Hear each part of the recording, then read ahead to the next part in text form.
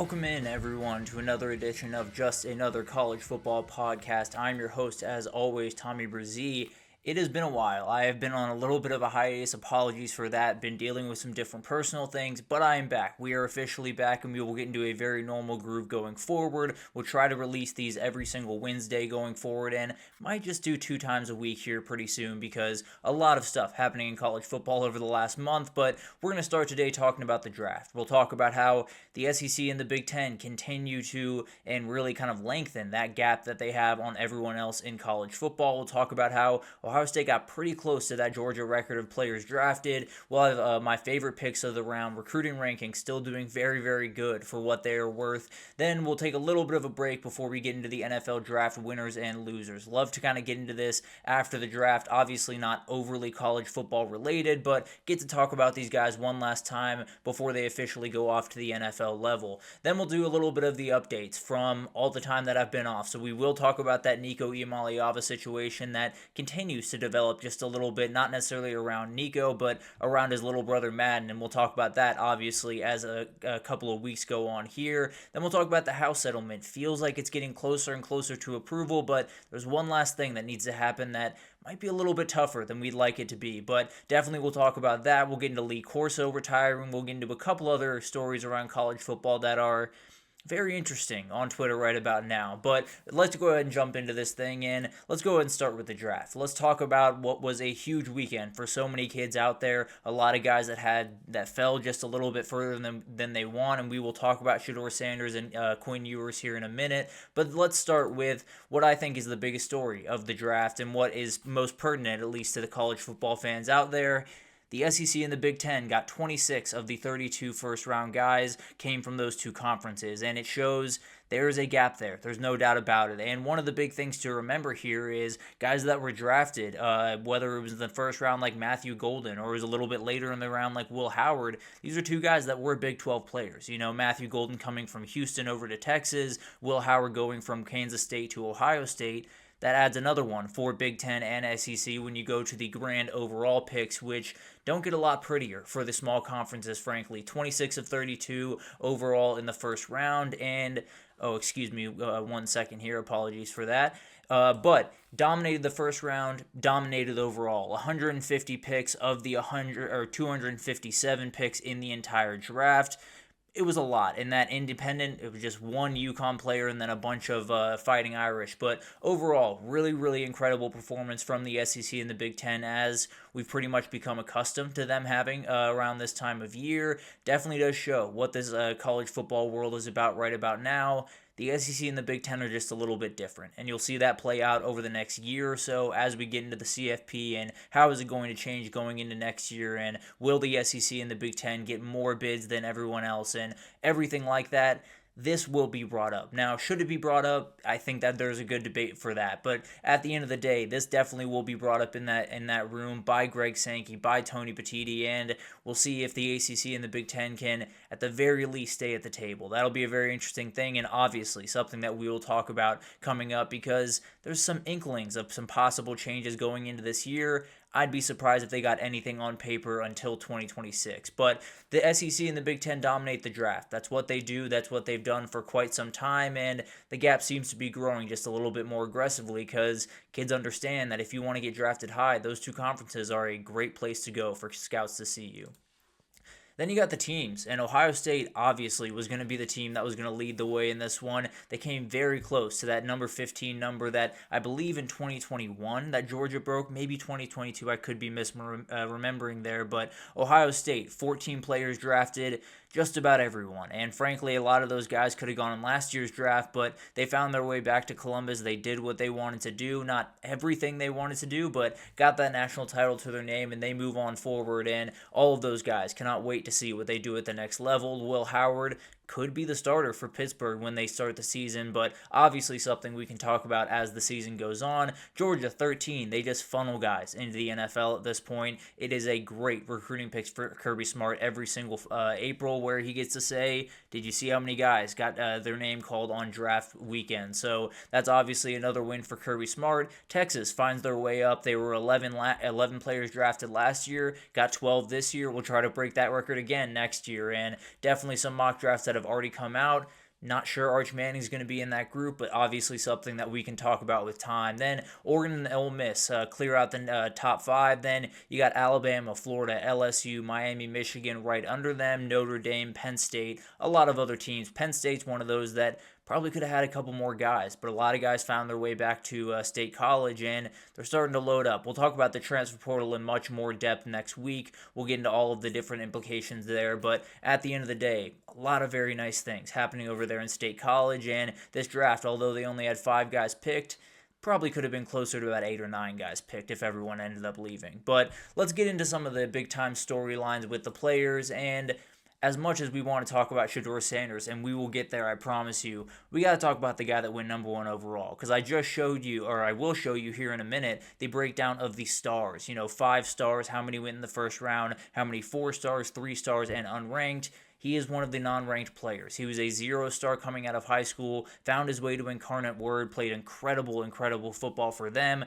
went up to Pullman, Washington, played really good football up there as well, and then obviously this last year in Coral Gables does not need to be talked about anymore. He was absolutely incredible, the best player, the best quarterback at the very least in the country, and just a really special player, obviously has a special mindset, and I think Tennessee's going to like this kid just fine. Might have some growing pains here and there. Obviously, there are some worries about his play, but at the end of the day, a very talented kid and a guy that has that killer instinct that you very much need to succeed at the next level. So as much as we will talk about all the craziness that happened in the later rounds here in a second, just wanted to give Cam Ward his flowers. He did an incredible job throughout this process, has done an incredible job really throughout the entirety of college, and to get recognized this way is just downright incredible. Then you had Travis Hunter, Abdul Carter, those guys come off the board, and we'll talk about those guys plenty. I can promise you that as they continue their journey into the NFL. But the big story was Shedeur Sanders. That was the story that led just about every single sports show the next day, and it was a big story. There's no doubt about that, because it is a weird situation, because there was a lot of talk about this guy being a first-round pick and maybe the number 1 overall pick and being the guy that leads a new franchise, becomes a starter going into his rookie year, and takes off from there. It didn't really play out that way, and there were a lot of different factors that went into that. A lot of people made a lot of noise about the off-the-field stuff and how he didn't do well in interviews. Sound like him and Brian Dable had a little bit of a war of words at times during their interview, and obviously they ended up going with Jackson Dart. I fully understand that decision. Now, I had Shedeur Sanders as my number 3 quarterback in this, or number 2 or number 3. Him and Jackson Dart was a outright coin flip to me, if I'm being totally honest. So I do think there were players that were not as talented as him, that don't have the ceiling he does, that were drafted ahead of him. I have no doubt in that. But there is this theory going around the sports world right about now that there is collusion involved, and that all 32 teams and Roger Goodell came together to say, don't draft this kid very high.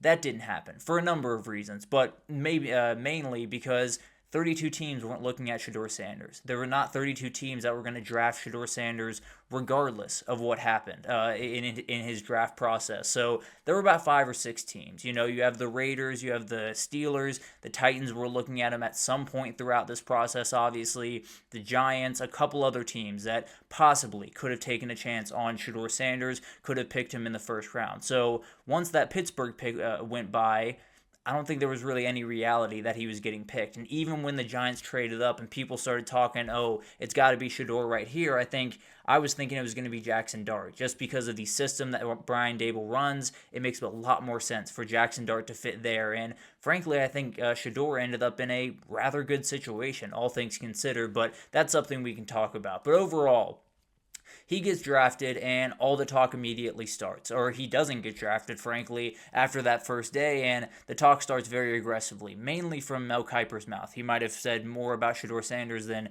anyone in the world this past weekend, but at the end of the day, this is a very talented kid.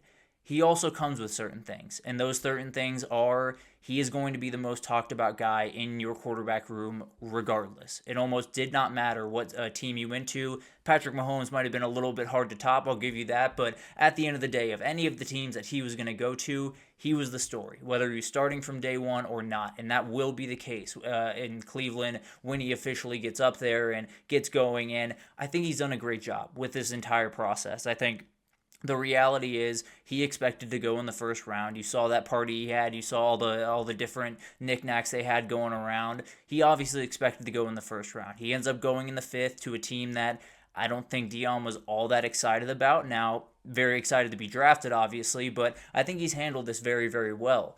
That being said, if he is going to be the backup for your team and you are, let's say, the Browns in the second round or the third round when they drafted Dylan Gabriel or all these different things. If you were going to have that guy as your backup, you better be ready for him to be talked about as if he's the starter. And for him to, if he gets in the game for a drive or two and has two nice drives, people will be asking for him to be the starter. And I think some teams just did some cost benefit analysis and said, we like him. We might like him a little bit more than the quarterback we're about to take, but the quarterback we're about to take will be able to sit back and will be able to not be talked about a ton. And it's not necessarily all Shedeur's fault by any means. It's not like he can avoid the talk. He is a Sanders. He is going to get all the talk regardless. So all things considered, it's not necessarily the best way that this could have happened. It's not the way he wanted this to go down. I can promise you that. But at the end of the day, I think he is in a relatively good spot. Now, I get this sounds crazy because the Browns has been known as the quarterback graveyard over the past 20 years in the NFL. I totally understand that. But just from a pure stance of does he fit in this offense, I think he fits in the Browns offense, Kevin Stefanski's offense, about as well as any offense in the entire NFL. Now, I do think the Raiders would have been an absolutely fantastic fit with Pete Carroll, but they ended up going in another direction, picked up a quarterback late, and obviously have Geno Smith. But you also have Joe Flacco there. Now, I tend to believe Joe Flacco will win that job. I think Kenny Pickett will likely be cut. That obviously will fluctuate. We'll see what happens there. Regardless, you have a guy to learn from, and you have someone that has been through this league a little bit, has been on a couple of teams, whether you're talking about Flacco or Pickett, has played in a lot of different systems, and he will be able to learn from those guys. And then he just got to beat out Dylan Gabriel. And whatever happened with these two picks, whether it was, coach's decision for Dylan Gabriel and owner's decision for Shedeur Sanders, you got a very talented kid. You got a kid that absolutely can be a starter in this league if he's given time, if he's given space to develop, and I think Kevin Stefanski is a guy that can get that out of him. Now, it'll all depend on Shedeur Sanders. I think we all understand that. It'll all depend on what he's willing to give, how much he's willing to give, and how much he is willing to sit and wait and continue to get better in the shadows and all of that great stuff that we talk about all the time. If you're going to be a backup quarterback, it's all about being ready, and he might not even be the backup. He might be the third string. He might be the practice squad guy, but still being able to come up to work and be ready to roll every single day and be able to handle some of the relationships that are going to be a little bit difficult at times. Now, there are a lot of players on that team that seem to be thrilled that he is there. Don't seem to be quite as thrilled for Dylan Gabriel, but at the end of the day, he's a very talented kid. They got him in the fifth round. They got a kid that could very well lead their franchise going forward in the fifth round. So it's not ideal. It's not the way that Shedeur wanted this to go down. He definitely didn't want the prank call to happen, which is a whole other thing. As you can see, the Falcon poster behind me. Didn't love that by any means. It was a terrible, terrible move by Jack Solbrick. But at the end of the day, he's handled that very well. I think he's handled this entire situation very well. I think at the end of the day, you're in a pretty good spot. Maybe not making quite as much money as you would have thought in your rookie contract, but a very good offense. Definitely some people to learn from in that building. And now we'll just see what happens. It'd be very, very cool if he could find a way to be a very successful quarterback because he would let those teams know about it. I can promise you that. But he found his landing spot. It took him a little bit longer, but he is very, very happy up there in Cleveland. And we'll see what happens from here. A very weird quarterback room that will be talked about quite a bit. But Shedeur Sanders, everything is still very much in front of him. So we'll see what happens there. But the other story was Quinn Ewers, the other quarterback that dropped a little bit further than a lot of different people had him mocked, including myself. Very much thought this guy was going to go round 3, maybe early round 4. He falls all the way to round 7. And there's a lot of very, very good reasons for that. A lot of good football reasons. I think the biggest one is probably the health. He has been injured for a number of different seasons. Literally every season he's been a starter, he has not played throughout the entire season.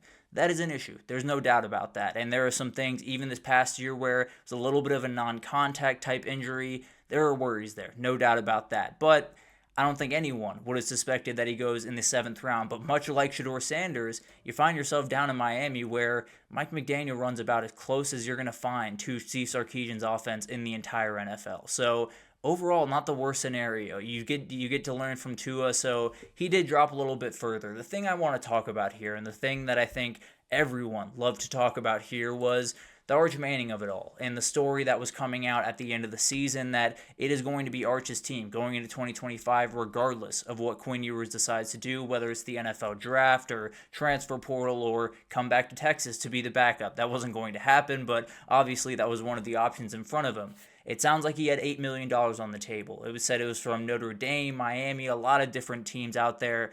I lean Notre Dame because $8 million is not necessarily not doable for Notre Dame. So I do think that tends to be the team that was going after him. And everyone said this after he got drafted. He's going to make $800,000, not $8 million this next year with the Miami Dolphins and not with Notre Dame. But first of all, $800,000 is a lot of money. I don't want that to get lost in all of this. $800,000 is way more than a lot of people in this country and worldwide make. But secondly, we should celebrate this. I fully understand that it is a thing that we can point and laugh at. You know, a guy could have made $8 million, but now he's making $800,000. But those same people that will tell you that he should have gone back to school, that he should have transferred, that he should have gone to Notre Dame, taken all that money and seen what happened next year. All those people will then tell you that college football is broken because of NIL, because all of these kids only care about money. They only care about all of the different things that go with NIL, and they only make decisions based on what that dollar amount is at a certain school compared to another. He obviously didn't make that decision. And if anyone's wondering, if he was not going to be a first-round pick, he was not making $8 million next year. Period. End of story. Even at the NFL, those second-round picks, they're not making $8 million. So he made a decision. He made a non-money decision to go to the NFL for a couple of different reasons. One, he didn't want to be a college football player anymore. It's not the craziest thing in the world that a guy that has gone through as much different things as he has would want to, take his chance. He's also as healthy as he's been in a very, very long time, gets a chance to go through this process, gets a chance to walk into the NFL and continue to get healthy behind Tua Tagovailoa. So it's a great situation in terms of his health, in terms of just the timing of it all. But on top of that, it's a decision that I think a lot of us hope that other people would make. It's a decision that he preserves his Texas legacy. He goes down as a Texas Longhorn. Now, he will have that a detour in Columbus, and that will be a part of his story, obviously, with NIL becoming such a huge deal. But at the end of the day, he will be remembered for that jersey. He will be remembered as a Texas Longhorn. He will be remembered forever as the guy that brought them back to the mountaintop. And that's a valuable thing. So all of these people that came out of the woodwork and said, wow, Quinn Ewers is such a dummy. Why would he go back? Why would he go to the NFL draft, get drafted in the 7th round when he could have made $8 million from Notre Dame? He did it because he's doing the thing that everyone claims that they want from these athletes. He is prioritizing legacy. He is prioritizing loyalty to a certain school over the dollar figure that has been thrown in his face. So I don't know why people dunk on it. I think just because it's easy to get likes on Twitter because you do it. But at the end of the day, this is a decision that I very much applaud. I think it's a decision that all of us should applaud much, much more than we do. But at the end of the day, people are going to do what they're going to do online. I think Quinn Ewers made a great decision. And I think although he definitely wanted to hear his name called a little bit earlier in the day on Saturday, he got the right team. I think Miami's a great spot for him, and we'll just have to wait and see what happens with Quinn Ewers and if that was the right or wrong decision.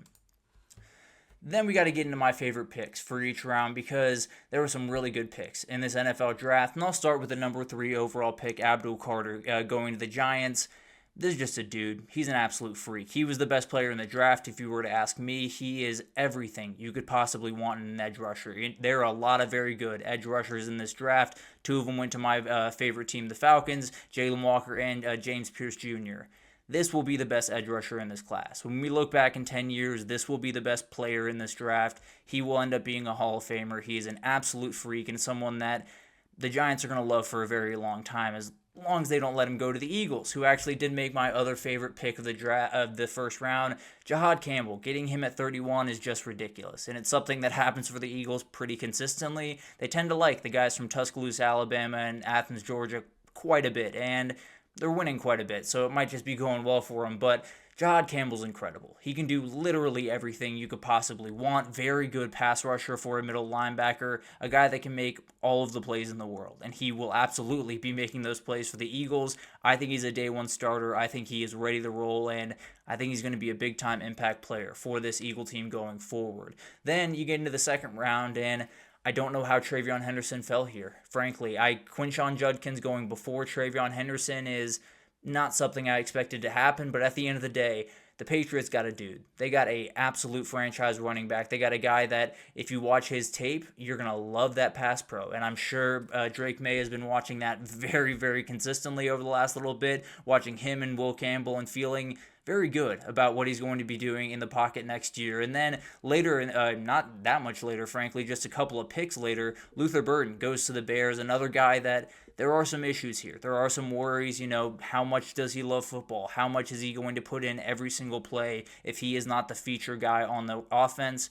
The reality is he is an absolute joystick. You can play around with him as much as you want. You can do so many different things with him, and Ben Johnson likes to play around with some things. So I think Luther Burden was a great pick. He obviously helps Caleb Williams quite a bit because you can just dump it off to him and let him go for 50 yards. Very talented kid, and frankly, I thought he might find his way into the first round, but fell to the second day, and I think the Bears got a very, very good wide receiver here. And in the third round, one of my favorite picks is Jalen Noel by the Texans. This might have been my second or third favorite wide receiver in this draft. He is a freak. He can absolutely fly down the field. The hands are absolutely elite. Can play a little bit of punt returner if you need him to. Probably won't fall into that role if I'm being totally honest. I think he fits perfectly into that offense. You have Nico Collins. They also added his buddy Jaden Higgins earlier in the draft, the Texans did, so they're going to have a really fun wide receiver core. And CJ Stroud feels very good about the guys that he has coming in. Loved the duo coming out of Iowa State, and they both found their way down to Houston, and it'll be really fun to watch them at the next level. I think Jalen Noel is one of those guys that we just look back on and say, how did he find his way to the third round? Same thing with this next guy. Xavier Watts finding his way to pick 98 is just insane. And this is not just because I love the Falcons, but it's insane that the Falcons were able to pick up this guy. He will be an immediate day one starter. He will play that strong safety role next to Jesse Bates. And frankly, that might be the best safety duo in the entire league. He is an incredible, incredible player, very instinctual, is always going to be where you need him to be in, is obviously a ball hawk. 13 picks in the last couple of years, the most in the entire D1. And also the Falcons got the next guy down on the list, Billy Bowman. So incredible, incredible stuff from the Falcons to get Xavier Watts here. Really, really talented player and someone that I think could end up being a 10-year vet in this league. Then you got CJ West in the fourth round to the 49ers. He is going to be one of the better run stuffers you have ever seen. He is so, so incredible to watch. I think the reality of the 49ers draft was they had to figure out defense very quickly. They end up getting Alfred Collins early in the second round, a very athletic, bendy defensive tackle that can get after the passer. Then you get CJ West, the guy that's going to plug gaps, the guy that's going to make plays in the run game and make it really, really hard for just about any run game to get going. I think this is a very, very good player. I think this is someone that will take over in the center of that 49ers defensive line and will hang out there for quite some time. Very talented player, and cannot believe he got his way to Saturday, frankly. Then you got Jack Sawyer, and this is really just because I know he's going to be a productive player for them. It's not necessarily going to be the craziest numbers. I don't think he's going to, flash with 15 sacks in a year or even 12 sacks in a year. I know he's going to play the run incredibly well every single time. I know he's going to be a great addition to guys like Alex Highsmith and guys like TJ Watt, obviously, to free them up to do even more on the other side. This is a guy you got in the fourth round that is going to play significant snaps for this team. Now, it might take him a little bit of time to get all the nuances down right away, but the reality is the Steelers got a guy that is going to play, and he's going to give you just about everything he has. I can promise you that, because if you watched him at Ohio State, he will be the heart and soul of that defense rather quickly, if I'm being totally honest. And then in round 5, Shedeur Sanders was a great pick here. And it's a very weird pick, obviously, especially when you factor in Dylan Gabriel getting picked in the third round to the Browns. A lot of different moving parts there that are rather hard to figure out. But the reality is, Shedeur Sanders finds his way to the Browns. I think it's a great pick. Anytime you can get a genuine potential franchise quarterback any later than the fourth, you've done a great job. It's a weird circumstances. We'll talk about them in the next segment. But at the end of the day, Shedeur Sanders is a Brown. Very good pick, very talented player, and low risk, if I'm being totally honest. And then Jaden Blue finding his way to the Cowboys. I think that is a great pick. I think this is a player that if you watch him enough, I think you'll realize that if he got more snaps at Texas, if he got more touches on the ball, he would have been a really special player. He would have been an over 1,000-yard guy, had a couple of injuries, had a couple of things come up throughout his career, but if he was not part of a outright committee, if it was just him out there, he would have made a lot of big-time plays and would have been probably a little bit higher in this draft board. But I think the Cowboys got a very good player here in round 5, and I think a guy that will make some noise pretty immediately because the Cowboys really need someone to make noise at that running back position. Moving to the 6th round, Ahmad Hassanin is the perfect fit for the Lions. I know he said in his post-draft interview that he would die for Dan Campbell. Dan Campbell might just ask you to do that, and I think Ahmad Hassanin might just actually be willing to do that. He is an absolute freak of nature, a guy that really loves football, has not been playing it for all that long, still a guy that came over from Egypt, is still meeting his potential. So finding a way to get this guy in the 6th round, very much a buy low, possibly sell high, hopefully never have to sell. But at the end of the day, Ahmad Hassanin is a guy that fits what the Lions are as a culture and is going to be a guy that you can continue to develop and continue to make a absolute freak at the next level. And then Tommy Mellott. This one just kind of made me smile, if I'm being totally honest, mainly because the Raiders drafted him as an outright wide receiver at the next level. We might have just found our next Julian Edelman. Now, I won't go crazy here. I'm not going to say he's going to win 3 championships or anything like that. I do think this is a guy that you can play around with a lot. And I think Pete Carroll's going to have quite a bit of fun with the 2 quarterbacks that he got in that 6th round, where he got Tommy Mellott and then right after ends up getting Cam Miller from NDSU. It'll be really interesting to see how he employs those guys, but Tommy Mellott especially, cannot wait to see what he can do.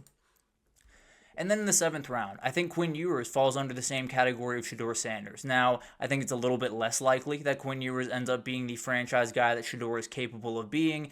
That being said, you go into an offense that really does fit what you did in college, a very accurate passer that if he can get healthy, we saw what it looked like in the Michigan game, we've seen what it looked like in the Alabama game a couple of years ago. That is in there. If Mike McDaniel can really bring that out of him, can stabilize him and get him healthy and get him rolling, he could be a player that ends up taking over for the Dolphins for quite some time. So you got to love the pick in the 7th round. And then Ricky White, the 3rd, going to the Seahawks. Very talented player. A terrifying guy that, frankly, if he's not on the 53-man roster, I'd be shocked. If he's not making an impact on this team in this year, I'd be shocked. It might not be a wide receiver. It's going to be somewhere. He's very, very good in punt coverage, very good at blocking punts every now and then, so he will be making plays for the Seahawks, I can promise you that. And as I'm going a little bit long here, let's get into this very last thing. The 1st round picks, when you talk about star rating, the recruiting rankings are still very, very good. Blue Chips took up 81.3% of the 1st round.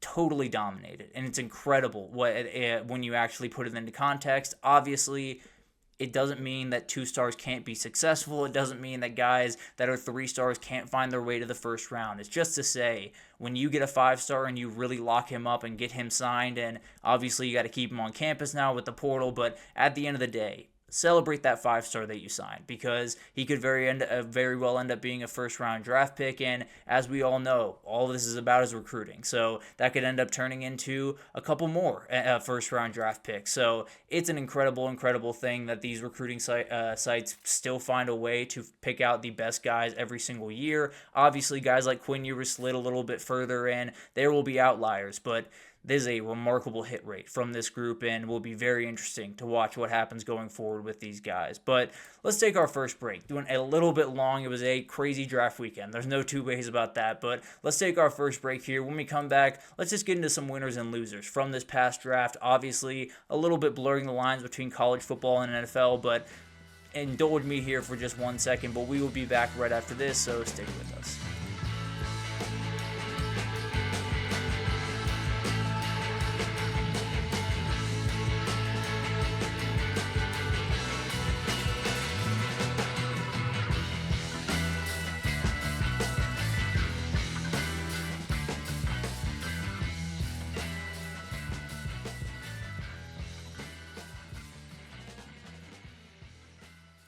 Alrighty, welcome back everyone. We just talked about the NFL draft as a whole, went through quite a bit of stuff, so went a little bit of a long segment there. We'll try to go a little bit quicker through this one right here, and it's just winners and losers from this draft as I see it. Obviously, it's a whole lot easier to find some winners out there than losers just because I don't necessarily hate any drafts. It's very, very hard to outright hate some. I did find a couple that I don't necessarily love too much, and I'll actually start in a little bit different of a spot here. Apologies for that, but let's go ahead and get into this, and we'll start with the winner. Let's start on the bright side of things. We will get to that team that I just showed there, but the winner is the Patriots, at least for me. I think you add Will Campbell in the first round, obviously a guy that I think is going to be a left tackle for quite some time in this league. There are worries about his arms. There are worries about his length. The feet are incredible, and there is a lot of aggression when he does play, and even if he's not, outright incredible in pass pro, he is going to be one of your best run blockers. There's no doubt about that. He will absolutely bury guys' heads into the ground, and I don't think that's going to change any differently when he goes up to Foxborough. Then you get Travion Henderson that we talked about in the last segment, incredible player. You had Kyle Williams and Jared Wilson, very interesting center from Georgia that I think has a lot of growth potential that can still get out of him. Could play guard, could play center, very talented player. Craig Woodson from Cal, very talented safety. They picked up Joshua Farmer, another kind of buy low spot, that very athletic defensive tackle. Got Braden Swinson, another guy here that I think was a very underrated pass rusher in this draft. Still a lot of different things that he can grow from and get better at. You had Andres Borregales, a kicker that you very much need and very accurate guy in the 6th round. And then in the 7th round, you just have a little bit of fun. You get Marcus Bryant, Julian Ashby, Kobe Minor was the actually Mr. Irrelevant in this draft, and the social team for the Patriots got a little creative with that one and backfired just a little bit, but at the end of the day, I think the Patriots did a great job in this draft. I think Will Campbell is a guy that you build your offensive line around for the next 10 years. I think Travion Henderson is going to be one of the feature backs in the entire NFL going forward, and then you had Jared Wilson, Joshua Farmer, Kyle Williams, Braden Swinson, all guys that I think could end up being very, very high-level guys at the next level. Very, very good draft by the Patriots when they really needed it. Then the loser that I showed a little bit earlier are the Saints. This is not a draft that I love very much. Now, Kelvin Banks is a player that I think got a little bit of unfair hate throughout the process. I think he's a very talented player. I think he will be a very solid left tackle for them going forward. Whether he plays right or left still remains to be seen, but they just lost Ryan Ramczyk on that right side. Wherever he fits into this offensive line, he will be effective. I don't think he's going to be a guard. I know there's been a lot of talk about that. I just do not see that happening. And then they make kind of the shocking pick of the draft in a lot of different ways. Tyler Shuck goes to them at pick number 40. I just don't see it. I like Tyler Shuck. He's been through a lot. The mental side of the game, I don't think he will struggle with at all. He has been through just about everything you can possibly been through and still found his way into the 2nd round. But just don't really see the vision there. Don't necessarily buy into it too much, but we'll see what happens. And then you had a guy like Vernon Broughton, I think can be very helpful a little bit early, if I had to be honest. And then Jonas Sanker from a safety from Virginia, very talented. David Stutzman is a guy that I think could be very effective, but lacks some of that elite athleticism at the linebacker position. Quincy Riley is an interesting player, definitely a guy that I love the little descriptor they had on NFL Network that said Will Gamble. Out of context, that's very confusing, but he definitely is a guy that will make some plays. He will also miss some plays, so that'll be an interesting thing to watch. Now, in the 6th and 7th round, I think picking up Devin Neal was really great. Malik Matavao is going to be a very good blocking tight end, and then Fadil Diggs is a very good flyer to take late in this draft, so it wasn't all bad for the Saints, but that 2nd pick just doesn't make much sense to me. I like Tyler Shuck, and I think he's a player that could be successful at the next level, but I just don't see the vision, especially compared to some of the other quarterbacks that could have been taken in that spot. A winner is the Ravens, and it just feels like that's the case every single year, but it started with Malachi Starks, a player that should not have fallen to them, if I'm being totally honest, because every quarterback that has to face Malachi Starks and Kyle Williams as the safety duo, frankly, that might be the best safety duo. We talked about the Falcons earlier with Jesse Bates and now Xavier Watts. This might be a touch better than that. But at the end of the day, Malachi Starks going that late to the Ravens, incredible that they were able to pick him up. They get Mike Green in the 2nd round that did fall because of some off-field issues that will be something to watch as he goes to the next level. But in terms of outright ability, he might have been a top 15 guy in this draft. So incredible that they were able to get him in the second round. Emory Jones Jr. in the third round fell a little bit early to me. Teddy Buchanan in the fourth round is a very interesting linebacker, not overly high on, but very interesting guy. The guy in fifth round, Carson Vinson, a 6'7" player from Alabama State that I don't know, how far along he is. I don't know how long it'll take to get him on the field. I think he's going to get on the field. He's a very, very talented guy, still very raw, still a lot of things to work on. But when you can get a 6'7" guy at tackle, you're going to be pretty happy with the results. And then you get LeJonte Westers, Anais Peebles, Robert Longerbeam in the sixth round. Get Garrett Dellinger, a very aggressive middle interior lineman in the seventh round. Very solid draft from the Ravens. Kind of just a rinse and repeat type thing for the Ravens at this point. Another winner is the Giants. We talked about Abdul Carter. Cannot love a player enough, if I'm being totally honest. I think he's the best player in this draft. Getting him at 3 is insane to me. And then you get Jackson Dart later in that round. Those are the two guys. You move forward now. If this is going to be a draft that is going to change your franchise, those two guys could very well do it. And then Darius Alexander in the third round, very talented, aggressive defensive tackle coming over from Toledo.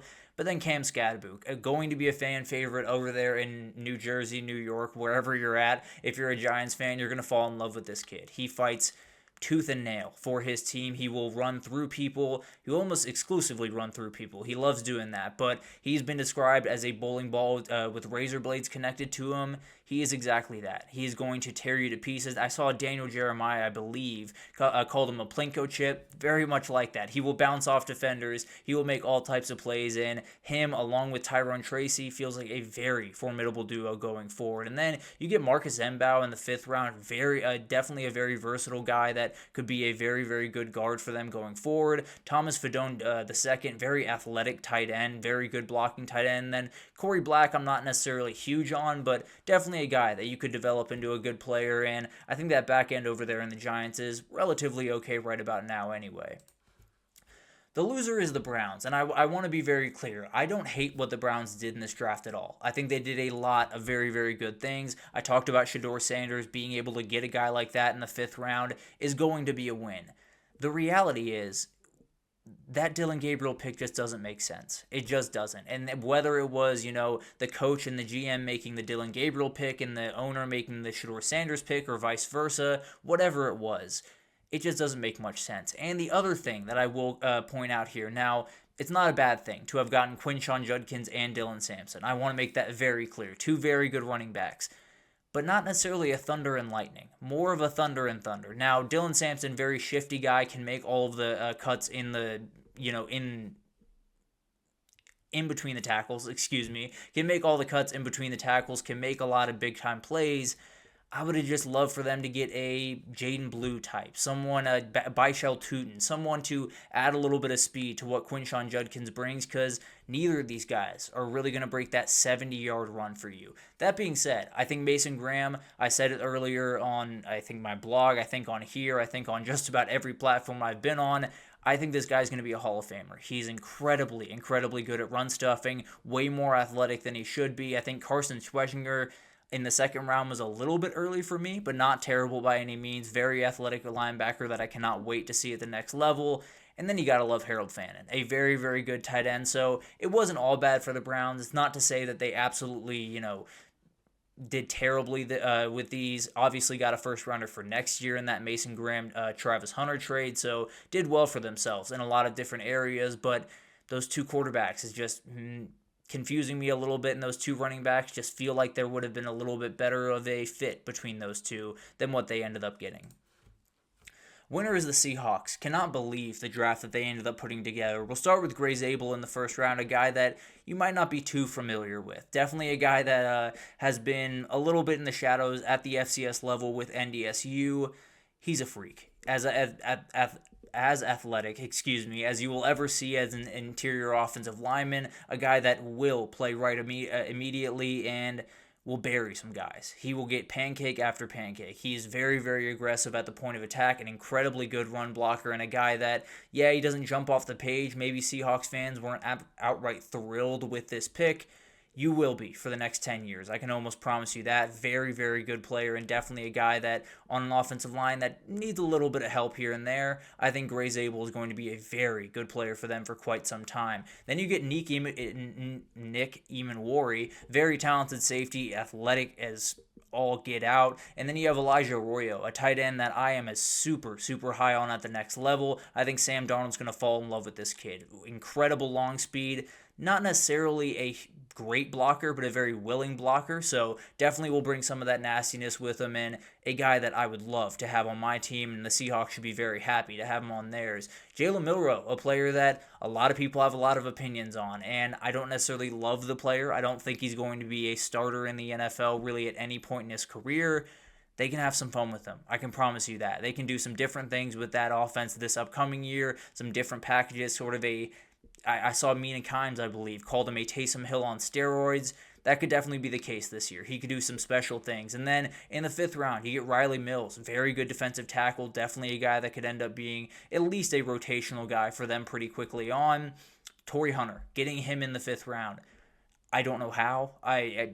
Frankly, I don't know if every team just forgot he was on the board, but the Seahawks end up getting him. He's a very, very talented guy. You add him to JSN, you add him to Cooper Kupp, who you have on that team now. Very, very good job by them. Robbie Outs is going to be a very good run blocking tight end for them. I can promise you that. You get Bryce Cabaldo in the 6th round, and then in the 7th round, Damian Martinez, Mason Richmond, and Ricky White. We talked about him a little bit. Really like this draft from the Seahawks. I think they got more aggressive. I think they got tougher, and I think they're going to be a run-heavy team, and they did plenty to really shore up that. And then you just got to give Sam Darnold just a little bit to look forward to, and Torrey Horton is plenty to look forward to. Another loser here is the Commanders, and I don't want to talk too badly about this draft. They only had 5 picks, so there's only so much to be done. I really like Josh Connerly. I think he is a player that is going to be very effective at the next level. Incredible feet, really strong hands. Absolutely a guy that can develop into a very long left tackle in this league. Don't mind that pick by any means. Now, I would have loved to see a weapon. I would have loved to see something in these early rounds to get a weapon on the board for them. Now, they did get Jalen Lane in the 4th round, a very athletic guy, very speedy guy, so maybe it's not the worst thing in the world, but would have loved for them to get one of the high volume, very aggressive guys to go help out Jaden Daniels just that little bit more. Obviously, defense was more the issue than offense for the Commanders, so plenty of things to patch on the other side of the ball, but would have loved to see that. Trey Amos in the 2nd round is a player that I do really like. Very physical, definitely fits the mold of an NFL corner, and I think he's a guy that still has a lot of really good football ahead of him. Kane Madrano, a very athletic linebacker. That'll be an interesting thing to watch, no doubt about it. Definitely could make the 53-man roster. I tend to think he will. It'll be interesting to see how he gets into the mix. Ja'Cory Carrasco-Merritt is another guy here in the 7th round that, although I do think overall they are relative losers in the grand scheme of things, I think that's a pick that a lot of guys are going to like for a long time. He was a guy that probably could have gone a little bit higher, had some very interesting things happen in his college career at Alabama A&M and then at New Mexico and then at Arizona. At the end of the day, he's found his way to the DMV, and I think they're going to like him for a very long time. The Lions did a great job in this draft, and it's not necessarily guys that you're going to jump off the page for, or guys that are going to be huge players for them for a very long time. They got guys that fit, though. I can promise you that. Tyleik Williams, a nasty player on the interior of that defensive line that is going to make you pay. You get Tate Ratledge. Just feels like a Dan Campbell guy. I think everyone, when that pick happened, said, that makes sense. That is a Dan Campbell player and definitely someone that will make a big-time impact.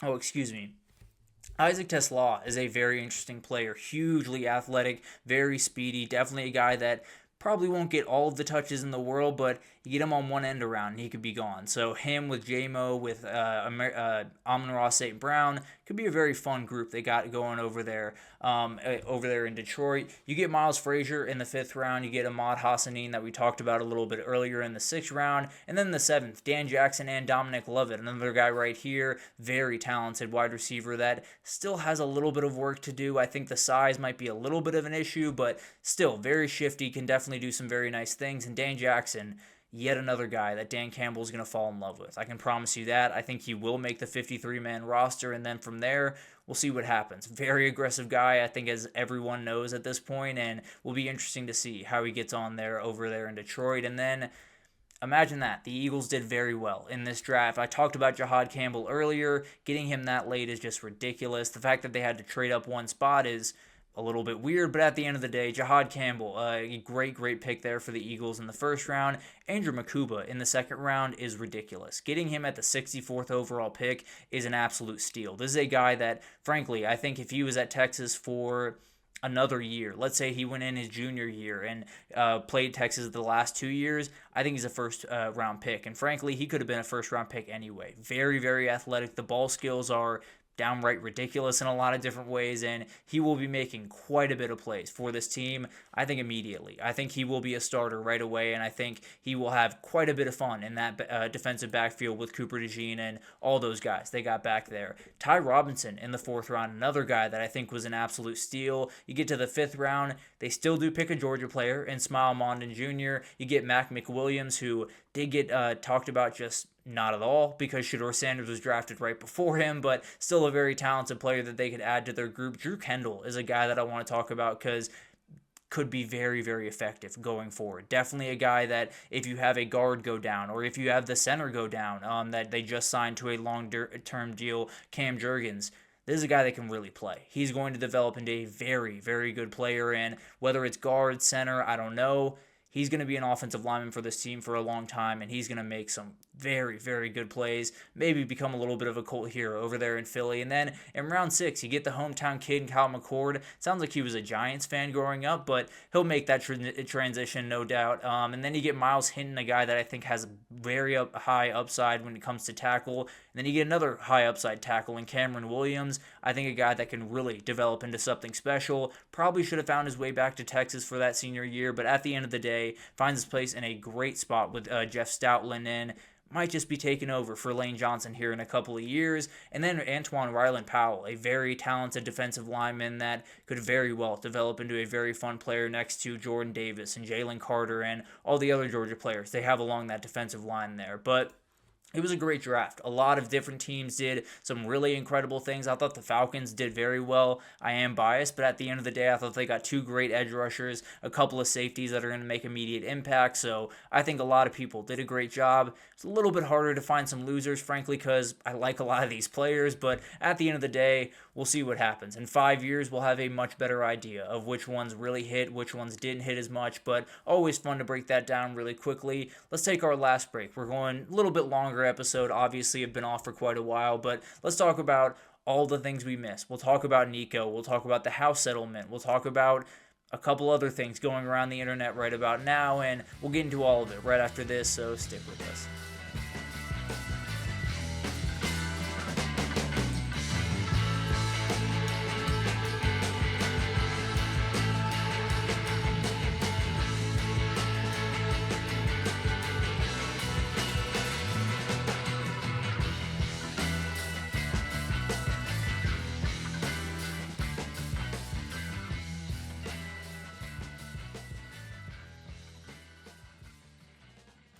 Alrighty, welcome back everyone. We just talked about the winners and the losers as I saw it from the NFL draft. Didn't like throwing too many losers around, but a couple of teams that just didn't necessarily love what they did. I think the Browns is one that didn't necessarily hate the players that they got, kind of hate the order in which they got them, but at the end of the day, a very successful draft for a lot of teams out there. The Ravens and the Eagles just continue to do their thing in the draft. But let's get into all the different things that have happened over really the past about month that I have not been doing the show. Again, apologies for that. We will get back into the groove and a big time, spring recap coming next week. A lot of different things coming down the pipe here pretty soon. But let's go ahead and jump into this, and we'll talk about the biggest story that happened while I was on a little bit of a hiatus.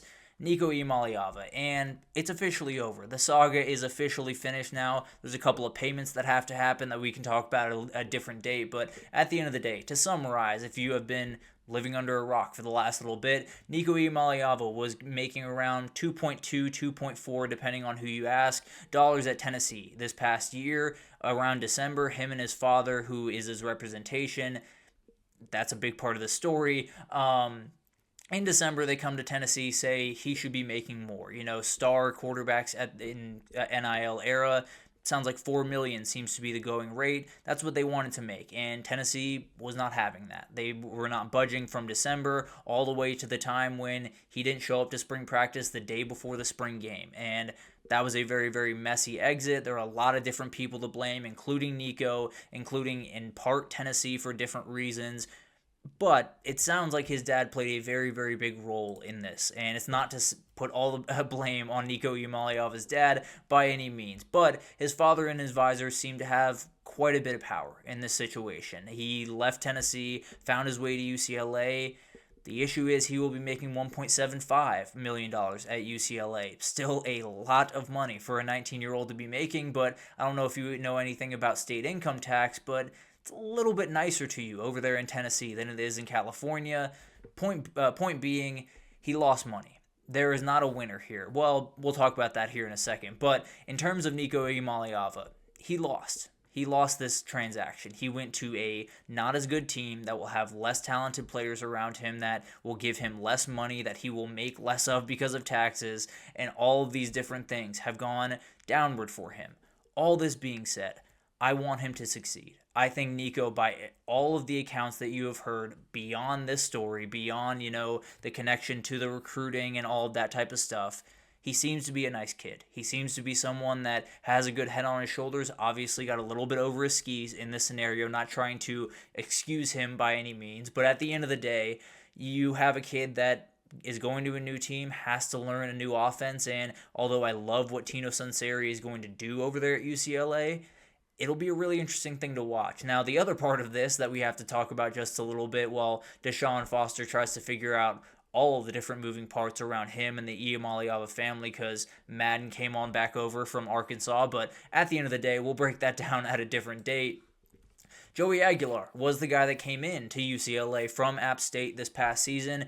He was set up to be the starter. He thought he was the starter, and he was the starter until very recently. He has walked out of town and walked right on over to Knoxville. He is going to be the start.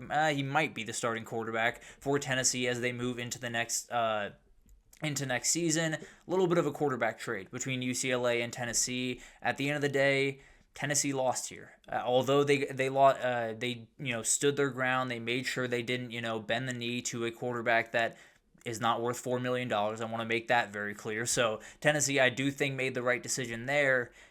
He didn't get better as a football team. I can promise you that. Nico Iamaleava is a better quarterback than Joey Aguilar is. If that's the starter, if Gaston Moore ends up being the starter, if Merklinger ends up being the starter, if McIntyre, whoever it is, ends up being the starter over there in Knoxville, they're not going to be as good as the guy that just walked out the door.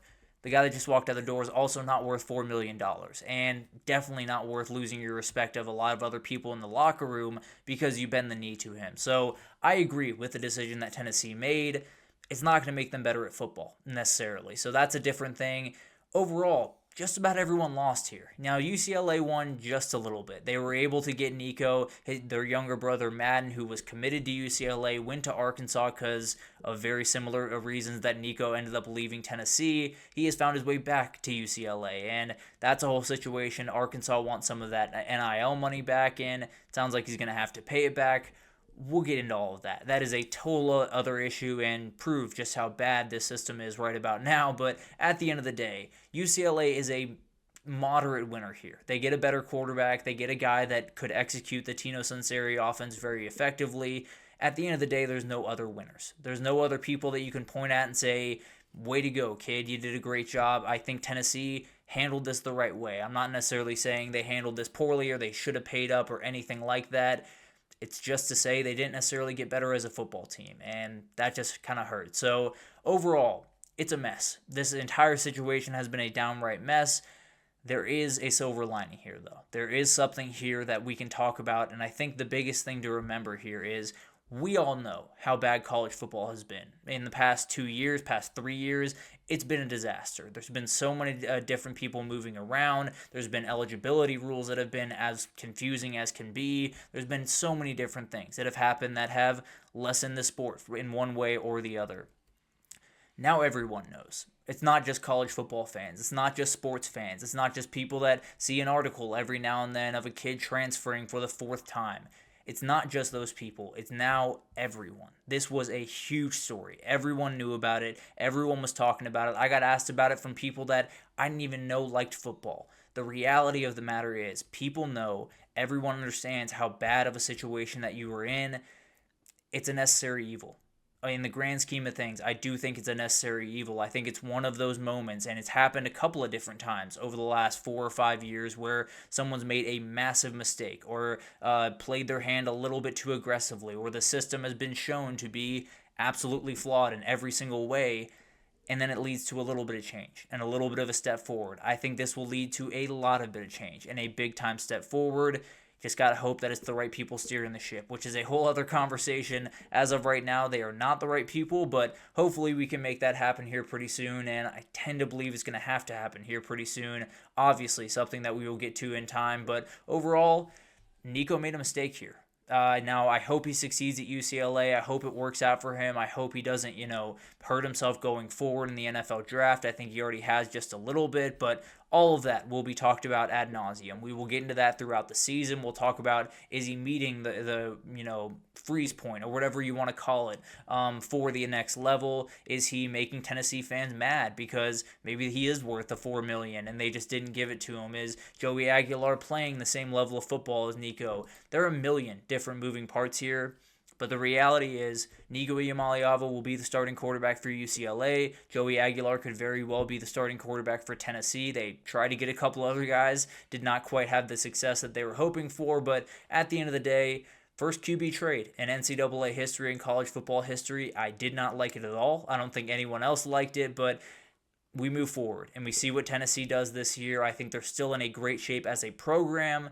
I think this upcoming year just became a little bit more sketchy. And maybe we'll break down Tennessee's schedule in one of the upcoming weeks to really get into the nitty-gritty of that. But overall, you lost a very good player. He wasn't worth $4 million by any means, but you lost a very talented player at your quarterback position, and we'll see how Josh Heupel does with that, and we'll just follow this going forward. And we'll see what happens with these two quarterbacks. Could be a very interesting talk a year from now when we're breaking down these two guys.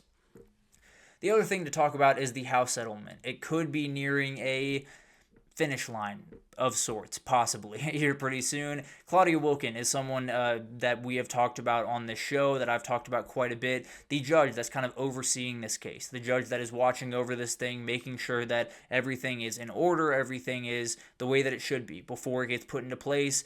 One last thing has to be done before we get that, and we'll get to that here in 2 seconds, but do want to do a quick refresher. The basic outline of the House Settlement Agreement, $20.5 million can be spent by each athletic department across athletic department. You can play around with that money as you see fit. The kind of going theory, at the very least, of how this money will be distributed is 75% to football, 15% to basketball, 5% to baseball, and then 5% to be split among the other sports.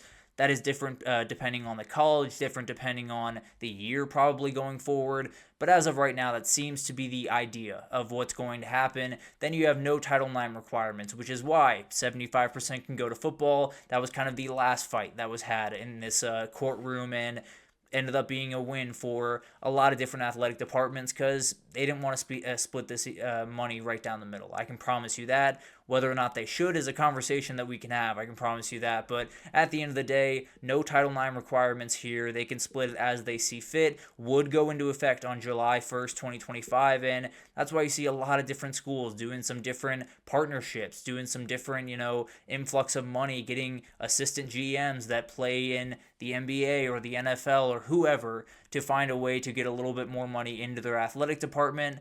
It's because there's quite a big bill coming on their desk this upcoming year, and then it's going to keep coming. So that's going to be a really interesting thing to watch, and definitely going to be something that we're going to have to watch over the next week because...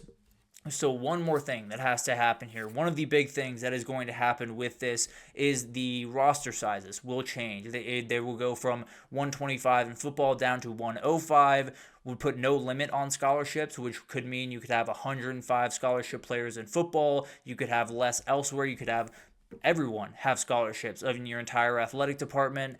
Not everyone has the money to do that, obviously, but at the end of the day, that is something that you could do. The big thing here that is kind of being pushed back on is what happens if this is put into place right now. There are 125 guys on the Penn State roster right now. If this gets put into place, you got to find 20 guys to get rid of. And it's going to be the 20 guys that just don't fit, the 20 walk-ons, the 20 guys that aren't quite up to the level of Penn State football, quote unquote. But at the end of the day, it's going to be really tough to do in year one. So Claudia Wilkin told them, you got to find a way to grandfather these guys in. You can phase it in over the 4 years. Once you lose those guys that are grandfathered in, you can't, put more guys into that 125-man roster. You slowly work your way down to 105 over the next 4 years, and then you get going. And I think that makes a lot of sense. Obviously, you don't want to see people across all different types of sports, all different types of athletic departments, and maybe an entire sport in general be shut down because of this. So I think this is very, very necessary. Definitely something that has to happen. It sounds like it should have already happened in terms of getting a new proposal back to her. We'll see what happens over the next couple of days. I think that's going to be a huge topic over the next about 3 or 4 days. What happens with this? If it does get passed, it'll be one of the most profound changes in a very long time in college sports. It will be one of those moments that will change a lot of different things. And there will still be NIL money running around. There will still be transfer portal things to figure out. But it will give us a structure. It will give us a chance to figure out where we are as a sport, give us a chance to possibly find new leaders for this sport, and will obviously give us a chance to make this payment structure make just a little bit of sense. As of right now, it's all over the place. This will make it at least dial in just a little bit more. But that will be an interesting thing to watch. We will talk about it when it does or doesn't get passed, and if it doesn't, we'll talk about the implications of that, because that could be very, very interesting. But let's talk about Lee Corso here. Lee Corso is hanging him up after this year. He is someone that has been a fabric of college football for as long as about any of us can remember, if we're being totally honest. He has coached, he has played, he has been the central figure in my college football childhood. There's no doubt about that. He is a huge reason why I'm sitting in front of you right now. He is a huge reason why I'm doing this to however many people end up watching this. I love this dude. He is incredible throughout my childhood. He brought so much energy to this game. He gave everything he possibly could to college football. But he's going to wrap it up. After week 1 of the college football season coming up, Lee Corso will be retiring from College Game Day. If they do the headgear after he leaves, I will lose my mind. It will be the last time there will be headgear put on at College Game Day. At least that's what I'm telling myself right about now. But one of the most remarkable careers in sports, regardless of who you're talking about, what sport you're talking about, what level. A remarkable figure in college football and in sports in general. We do get one more week with them. That and the question that has been going around is, where do they end up going in that week 1? There is a very, very obvious one, and we'll talk about that one obviously. And then there's one that might not be quite as obvious, and we'll get into that one as well. But let's start with the obvious. Texas at Ohio State. That is the number 1 game of the weekend. Brutus has been was the very first headgear that Lee Corso ever put on, and his most worn headgear with 38 times that he's put on Brutus. It would make a lot of sense. Corso has put on Texas quite a bit, so they're not far down that list by any means either. But at the end of the day, this would be a very, very good ending. It's 2 incredible teams that have a chance to win the national title next year. One coming off the national title, 2 breaking in new quarterbacks. Arch Manning obviously going to be a huge storyline going into this one. And then you add the history he has with that headgear, with Brutus, with Ohio State. It definitely does make it special. That is not my pick, though. And my pick is Florida State against Alabama. Alabama is going down to Tallahassee to play a game in week 1. Bama's the number 2 in the amount of times that that Corso has put on that headgear. But the real thing here is Florida State. This is where he played. This is where he coached for a very long time. This is where a lot of his career happened. Before he was on, TV, before he was a guy that I knew about, before he was a guy that a lot of us knew about. He was the coach at Florida State, and I think that would be special. I think there would be a moment where we could celebrate a guy at the place that probably means more to him than any place in the entire country. He could go back down there, get the send-off that he very much deserves.